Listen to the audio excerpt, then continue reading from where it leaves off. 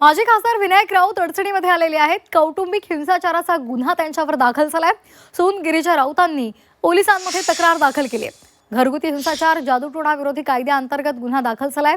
सून गिरिजाचे राऊत कुटुंबावर गंभीर आरोप आहेत। राऊत कुटुंबावर शारीरिक मानसिक छळ केल्याचा आरोप सुद्धा त्यांनी केलाय।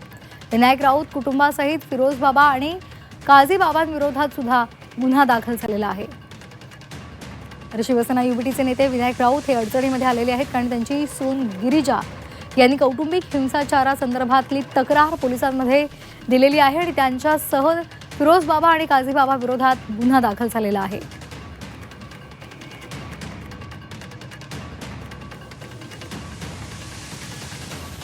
आताची महत्त्वाची बातमी आपण पाहतोय। शिवसेना युबीटीचे माजी खासदार विनायक राऊत हे सध्या अडचणीमध्ये आलेले आहेत। कौटुंबिक हिंसाचाराचा गुन्हा त्यांच्यावर दाखल झालेला आहे। त्यांची सून गिरिजानं आपली शारीरिक आणि मानसिक अत्याचार आपल्यावर केलेले आहेत अशी तक्रार पोलीस ठाण्यामध्ये दाखल केलेली आहे आणि त्यासाठीच आता विनायक राऊतांवर गुन्हा दाखल झालाय।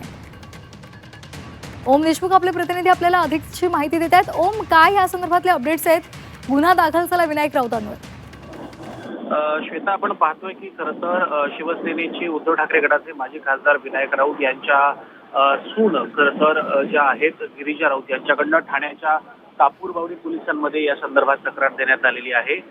कौटुंबिक हिंसाचारासोबतच आपला आर्थिक आणि शारीरिक छळ झाल्याची तक्रार त्यांनी दिलेली आहे। त्यासोबतच जादूटोणा देखील आपल्यासोबत करण्यात आला, आपल्याला गोमूत्र प्यायला लावलं व अशा प्रकारचे अनेक आरोप त्यांनी या सगळ्या संदर्भात केलेले आहेत। यामध्ये त्यांचे पती नगरसेवक गीतेश राऊत असतील, त्यासोबतच माजी खासदार विनायक राऊत असतील, या सगळ्यांवरतीच ठाण्याच्या कापूरबावडी पोलिसांमध्ये एफआयआर दाखल करण्यात आलेला आहे। खरं तर एक मोठं नाव राजकारणातलं जे आहे विनायक राऊत यांच्या रूपाने त्यांच्या कौटुंबिक हिंसाचारामुळे हा प्रकरण जे आहे तिथं मोठं होण्याची शक्यता आहे। अर्थात या सगळ्या प्रकरणात एफआयआर दाखल करण्यात आला असून आता पोलिसांकडून नेमकी पुढची कारवाई काय केली जाते, यामध्ये कुणावर अटकेची कारवाई केली जाते की या वेगळ्या प्रकरणामध्ये काही वेगळ्या पद्धतीने या सगळ्या प्रकरणाला हँडल केलं जाते हे देखील पाहावं लागेल। विनायक राऊत हे माजी खासदार असल्यामुळे या प्रकरणाला राजकीय बळण देखील प्राप्त होऊ शकतं, त्यामुळे या सगळ्या संदर्भात नेमकी पुढची काय कारवाई होते हे पाहणं महत्त्वाचं असेल। धन्यवाद ओम, दिलेल्या सविस्तर माहितीसाठी।